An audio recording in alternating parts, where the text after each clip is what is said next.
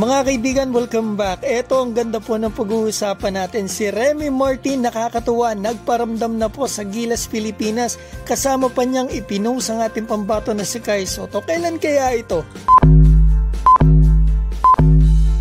Nakakatuwa naman po isipin, isang araw matapos kong gawa ng video si Remy Martin, maaaring napanood mo yun kaibigan kahapon, at sabihin po sa video ko na may Philippine passport ito at eligible ito as local sa Gilas sa mga Asian Games, ay nag-post po ito ngayon sa kanyang social media about sa Gilas, Pilipinas. Ito po ang post niya mga kaibigan sa kanyang official Instagram account.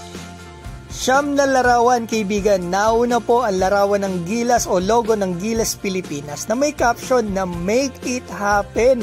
At noon pa man mga kaibigan, gusto na nito makapaglaro sa ating national team. Sana talaga kuhanin nito ng SBP at Gilas, sa kanila na po kasi nakadepende yan.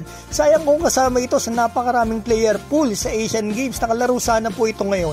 At nagulat ako sa larawan na kasama sa post niya. Magkasama sila dito ni Kai Sotto. Kailan kaya ito? Honestly mga kaibigan hindi pa po sumasagot ang mga sources ko, pero tinanong ko na po yan. Pero babalitaan ko po kayo kung kailan yan. Pero kung i-analyze natin ngayon yung larawan mga kaibigan, analyze natin mabuti ito po ay sa Amerika ngayong taon lang. Sa training facility po ito ng Wasserman. Kasi po sila pareho ay iisa ng sports agency. At doon po sila nagte-training. Kaibigan, nakasuot pa si Kai dito ng Clippers. Hindi po yan ngayon talaga kasi wala po si Kai workout o training camp ngayon to. Last year po nag-workout siya sa Clippers. At eto mga kaibigan, kita rin naman po natin yung shirt ni Kai, bagong-bago, Hiroshima Dragonflies pa po yung logo. At may reaction po si Kai about dito mga kaibigan pinost niya po ang larawan na ito nila ni Remy sa kanyang stories official Instagram account niya. Mukhang good friends na din ang magkababayan. Sana talaga let's make it happen. Remy Martin with Kai Sotto sa Gilas, Pilipinas. Abangan natin, sana may action dito ang SBP at Gilas, Pilipinas. Kasi needed po talaga ng team natin ang Gilas ng shooter, especially sa 3-point line.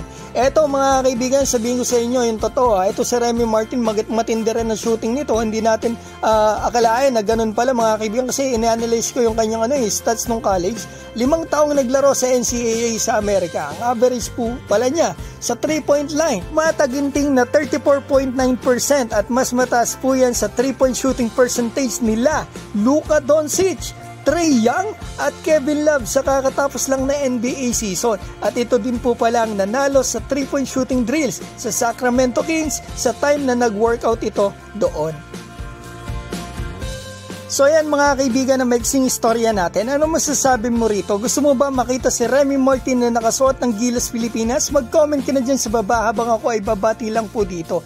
Kaibigan, shoutout ko lang po yung mga kaibigan natin dyan sa New Zealand, Mags Laarni Fam at Dodong Joseph, Donnie Miklat Gagi ng Toronto, Canada, Kiefer Wildry PH, Kailong Sabihon Jr. ng USA, si Adorni Sanchez, Mark Ray Mendoza, Annette Alegre D ng USA, Lina Bachika ng Hong Kong, Raul Ramos, kaibigan din natin yan, Lito Jose Vibes at Victor Inocetes. Maraming salamat mga kaibigan and God bless.